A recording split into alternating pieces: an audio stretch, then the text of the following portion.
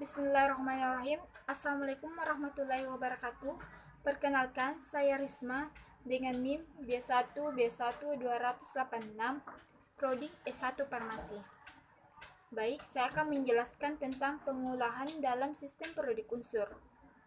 Dua ahli kimia yaitu Lothar Meyer, Jerman, dan Dmitry Ivanovich Mendeleev, Rusia, berdasarkan pada prinsip Newlands melakukan pengolahan unsur, di mana Lothar Meyer ini lebih mengutamakan sifat-sifat kimia unsur, sedangkan Mendeleev lebih mengutamakan pada massa kenaikan atom.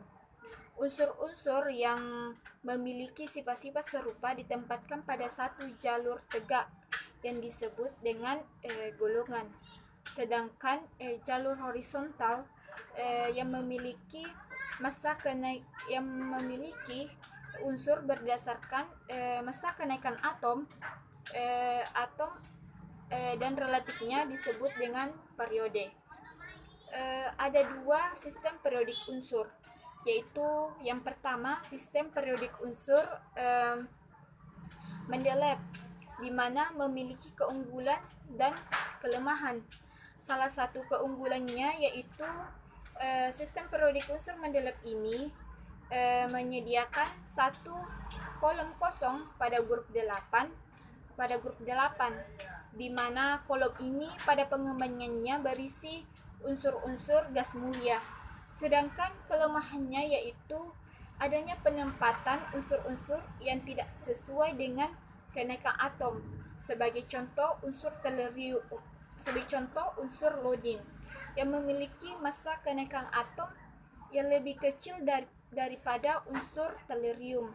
Tetapi dilihat dari sifatnya,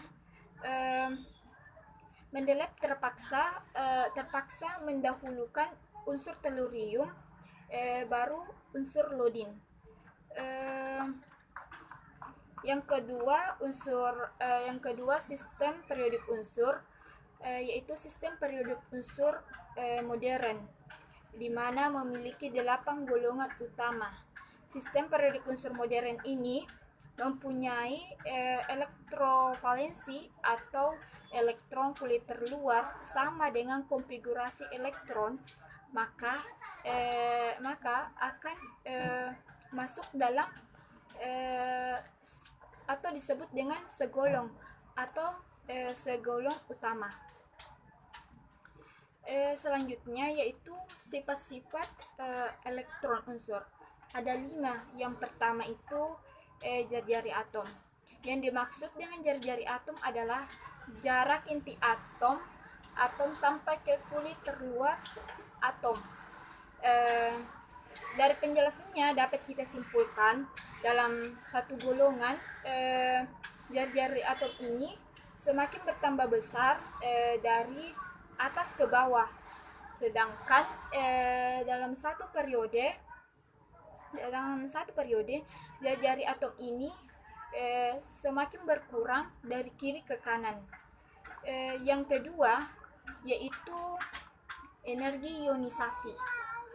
Yang dimaksud energi ionisasi adalah energi yang dibutuhkan untuk melepaskan elektron terluar suatu atom, di mana dari penjelasannya kita dapat simpulkan yaitu unsur-unsur yang segolong energi ionisasinya semakin ke bawah semakin kecil, sedangkan unsur-unsur yang seperiode semakin ke kanan semakin besar. Yang ketiga yaitu keelektronegatifan. Keelektronegatifan ini adalah kemampuan atau kecenderungan pada suatu atom untuk menangkap atau menarik elektron dari atom lain. Kesimpulannya ini sama dengan energi ionisasi, yaitu unsur-unsur yang segolong semakin ke bawah semakin kecil, sedangkan unsur-unsur yang seperiode semakin ke kanan semakin besar.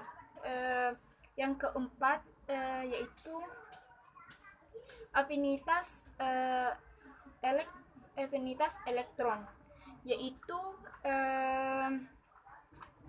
energi yang menyertai proses penambahan elektron satu, di mana atom ini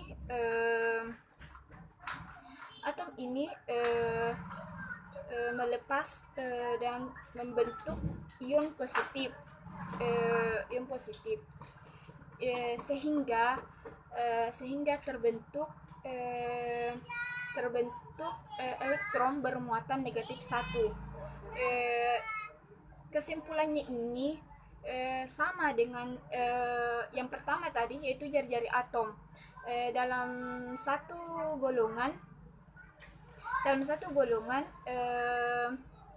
semakin bertambah dari atas ke bawah, sedangkan dalam satu periode semakin berkurang dari kiri ke kanan. Yang terakhir yaitu sifat logam.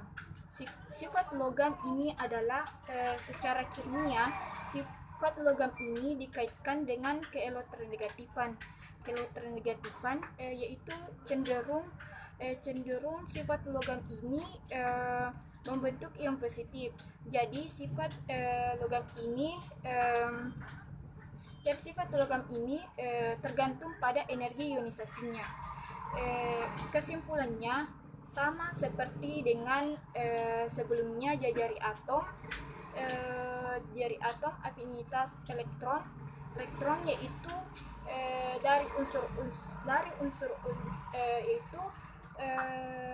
dari unsur-unsur segolong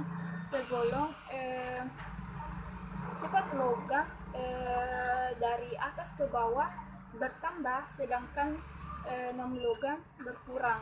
Sedangkan dalam satu periode sifat logam ini dari kiri ke kanan berkurang, sedangkan sifat logam kebalikannya, yaitu bertambah. Baik, itulah tadi penjelasan tentang pengolahan dalam sistem periodik unsur. Terima kasih.